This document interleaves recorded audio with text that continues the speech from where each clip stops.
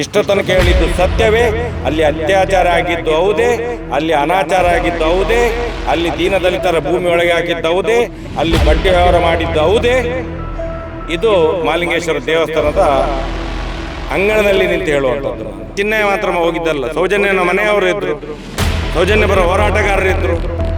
ಆದಿಚುಂಚನಗಿರಿಯಲ್ಲಿ ಒಂದೂವರೆ ಗಂಟೆಯ ಕಾಲ ನಿರ್ಮಲಾನಂದ ಸ್ವಾಮೀಜಿ ಹತ್ರನೇ ಎಲ್ಲವನ್ನು ಬಿಡಿಸಿ ಹೇಳಿದ್ದಾನೆ ಅವನು. ನನ್ನ ಹತ್ರ 1.5 ಗಂಟೆ ವಿಡಿಯೋ ಬಿಟ್ಟಿದ್ದಾನಲ್ಲ, ಅದಕ್ಕಿಂತ ಜಾಸ್ತಿ ಹೇಳಿದ್ದಾನೆ. ಯಾರ್ಯಾರು ರೇಪಿಸ್ಟ್ ಮಾಡಿದ್ದಾರೆ, ಯಾರ್ಯಾರು ಮಾಡಿಸಿದ್ದಾರೆ ಎಲ್ಲವನ್ನೂ ಹೇಳಿದ್ದಾನೆ ಅವನು. ಪುತ್ತೂರಿಗೆ ಬಂದ ಉದ್ದೇಶ AC ಕೋರ್ಟಿಗೆ ಹೋಗ್ತಾ ಇದ್ದೇನೆ.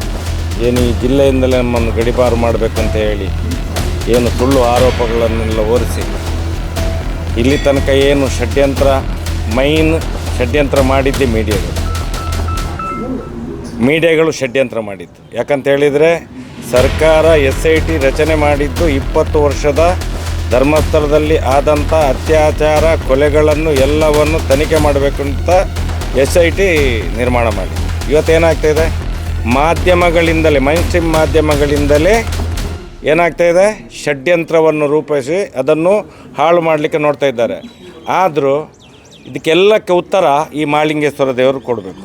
ಅದಕ್ಕೆ ಪ್ರಾರ್ಥನೆ ಮಾಡಲಿಕ್ಕೆ ಬಂದದ್ದು. ಪ್ರಥಮತವಾಗಿ ತಿಳಿದು ಮಾಡಿದ ತಪ್ಪಿಗೆ ಈ ಮಹಾಲಿಂಗೇಶ್ವರ ದೇವರು ರಾಜಕೀಯದವರಿಗೆ ಇರ್ಬೋದು, ಮೈನ್ಸ್ಟ್ರೀಮ್ ಮೀಡಿಯಾದವರಿಗೆ ಇರ್ಬೋದು, ಯಾರು ಅತ್ಯಾಚಾರಿಗಳ ಜೊತೆ ಕೈ ಜೋಡಿಸ್ತಾರೆ ಅವರಿಗೆ ಈ ಮಹಾಲಿಂಗೇಶ್ವರ ದೇವರೇ ಶಿಕ್ಷೆಯನ್ನು ಕೊಡಬೇಕು. ತಿಳಿದು ಮಾಡಿದ ತಪ್ಪಿಗೆ. ತಿಳಿಯದೆ ಮಾಡೋದಕ್ಕೆ ಏನು ಮಾಡಲಿಕ್ಕಾಗೋದಿಲ್ಲ. ನಾನು ಹೇಳ್ತೇನೆ, ನಾನು ಇಷ್ಟ ತನಕ 14 ವರ್ಷದಿಂದ ಸೌಜನ್ಯ ಪರ ಹೋರಾಟ ಮಾಡ್ತಿದ್ದೇನೆ. ಏನೆಲ್ಲ ಆರೋಪ ಮಾಡಿದ್ದೇನೆ ಅದು ಎಲ್ಲವೂ ಆ ಮಹಾಲಿಂಗೇಶ್ವರ ದೇವರಿಗೆ ಗೊತ್ತಿದೆ, ಆ ಮಂಜುನಾಥ ದೇವರಿಗೆ ಗೊತ್ತಿದೆ. ನಾನು ಇಷ್ಟ ತನಕ ಹೇಳಿದ್ದು ಸತ್ಯವೇ? ಅಲ್ಲಿ ಅತ್ಯಾಚಾರ ಆಗಿದ್ದು ಹೌದೇ? ಅಲ್ಲಿ ಅನಾಚಾರ ಆಗಿದ್ದು ಹೌದೇ? ಅಲ್ಲಿ ದೀನದಲಿತರ ಭೂಮಿ ಒಳಗೆ ಹಾಕಿದ್ದು ಹೌದೇ? ಅಲ್ಲಿ ಬಡ್ಡಿ ವ್ಯವಹಾರ ಮಾಡಿದ್ದು ಹೌದೇ? ಇದು ಮಹಾಲಿಂಗೇಶ್ವರ ದೇವಸ್ಥಾನದ ಅಂಗಣದಲ್ಲಿ ನಿಂತು ಹೇಳುವಂಥದ್ದು. ನಾನು ಇದಕ್ಕೆ ಶಿಕ್ಷೆ ಆಗಲೇಬೇಕು.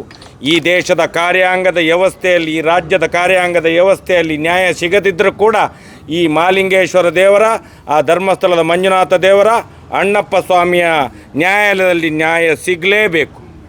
ಇಷ್ಟೇ ಹೇಳಲಿಕ್ಕೆ ಇಚ್ಛೆಪಡ್ತೇನೆ. ಜಾಸ್ತಿ ಮಾತಾಡೋದಿಲ್ಲ, ಮುಂದಿನ ದಿನಗಳಲ್ಲಿ ಮಾತಾಡ್ತೇನೆ. ಡಿಸೆಂಬರ್ 16ಕ್ಕೆ ಮಹಿಳೆಯರೇ ಸೇರಿ, ಅದು ಯಾವ ಒಂದು ಸಂಘಟನೆ ಇದಾವೆ ಎಲ್ಲ ಮಹಿಳೆಯರು ಸೇರಿ ಮಾಡುವಂಥ ಹೋರಾಟ. ಅದಕ್ಕೆ ಆ ಸಂಘಟನೆ ಈ ಸಂಘಟನೆ ಅಂತ ಯಾರೂ ಮುತುವರ್ಜಿ ವಹಿಸ್ಕೊಳ್ಳಿಲ್ಲ. ಎಲ್ಲ ಸಂಘಟನೆ ಸೌಜನ್ಯ ಹೋರಾಟ ಸಮೇತ ಸೇರಿಕೊಂಡು ಮಾಡುವಂಥ ಹೋರಾಟ, ಮಹಿಳೆಯರೇ ಮಾಡುವಂಥ ಹೋರಾಟ, ಮಹಿಳೆಯರು ಹೆಚ್ಚಿನ ಸಂಖ್ಯೆಯಲ್ಲಿ ಬರಬೇಕು ಅಂತ ಹೇಳಿ ಅಪೇಕ್ಷೆ ಪಡ್ತಿದ್ದೇವೆ ನಾವು. ಅಷ್ಟೇ. ನಿಮ್ಮದು ಬೆಂಬಲ ಸಂಪೂರ್ಣ ಖಂಡಿತ ಇದೆ ಸರ್. ಈಗ SIT ಅವರು ವರದಿ ಕೊಟ್ಟದ್ರ ಬಗ್ಗೆ SIT ವರದಿ ಕೊಟ್ಟದ್ದಲ್ಲ, ಇದು ರಿಪೋರ್ಟ್ ಕೊಟ್ಟಿದೆ. ತನಿಖೆ ಏನೇನಾಗಿದೆ ರಿಪೋರ್ಟ್ ಕೊಟ್ಟಿದ್ದಾರೆ ಅವರು. ಇದನ್ನು ಮಾಧ್ಯಮಗಳು ಚಾರ್ಜ್ ಶೀಟ್ ಅಂತ ಹೇಳಿ ಮೈನ್ಸ್ಟ್ರೀಮ್ ಮಾಧ್ಯಮಗಳು ಸುಳ್ಳು ಹೇಳ್ತಾ ಇದ್ದಾವಲ್ಲ, ನಾಚಿಕೆ ಆಗಬೇಕು ಇವರಿಗೆ.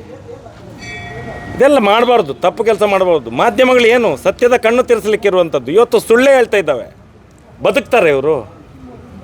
ಅದಕ್ಕೆ ಇಂಥ ಮಹಾಲಿಂಗೇಶ್ವರ ದೇವರ ಶಾಪ ಕೊಡಬೇಕಂತ ಹೇಳಿ ಇಲ್ಲಿ ಫಸ್ಟಿಗೆ ಬಂದದ್ದು. ಅದಕ್ಕೆ ನಾನು ಈಗ AC ಕೋರ್ಟಿಗೆ ಹೋಗ್ಲಿಕ್ಕಿದೆ, ರೌಡಿ ಲಿಸ್ಟ್ ಇದು ಏನು ಅಲ್ಲಿ ಸುಳ್ಳು ಕೇಸುಗಳನ್ನು ಇದು ರೆಡಿ ಮಾಡಿದ್ದಾರೆ ಅಂತೇಳಿ ಒಂದು ನೋಡಿ ನಾಚಿಕೆ ಆಗ್ತದೆ ನಮಗೆ.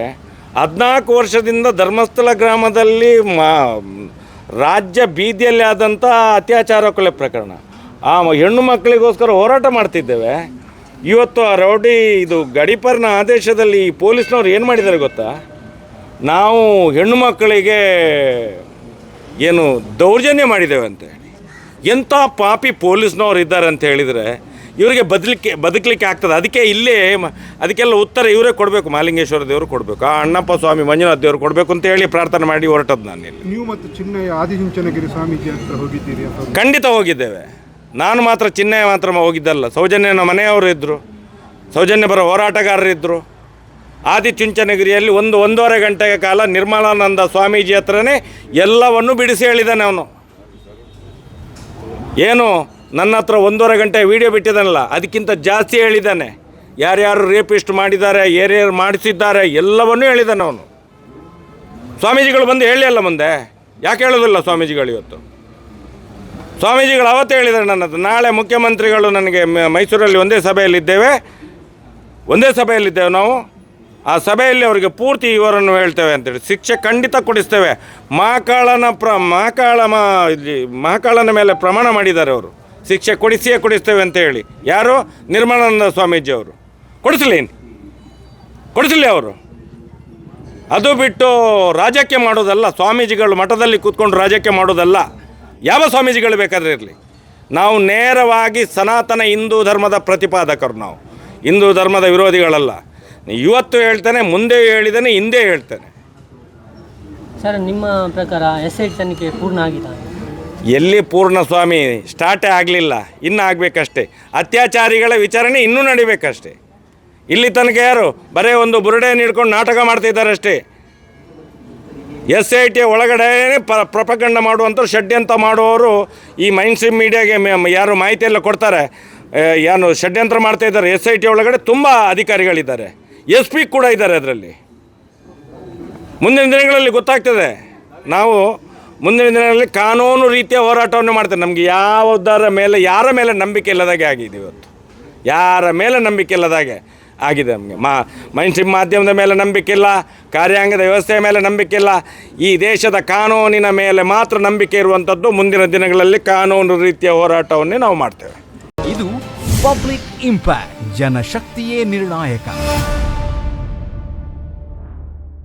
ಇಂತಹ ನೈಜ ಕುತೂಹಲಭರಿತ ಸುದ್ದಿಗಳು ನಿಮಗೆ ಸಿಗಬೇಕಂದ್ರೆ ರಾಜ್ಯದ ಪ್ರತಿಷ್ಠಿತ ಜನಪರ ಡಿಜಿಟಲ್ ಸುದ್ದಿ ಮಾಧ್ಯಮ ಪಬ್ಲಿಕ್ ಇಂಪ್ಯಾಕ್ಟ್ ಚಾನಲನ್ನು ಯೂಟ್ಯೂಬ್ನಲ್ಲಿ ಸಬ್ಸ್ಕ್ರೈಬ್ ಮಾಡ್ಕೊಳ್ಳಿ.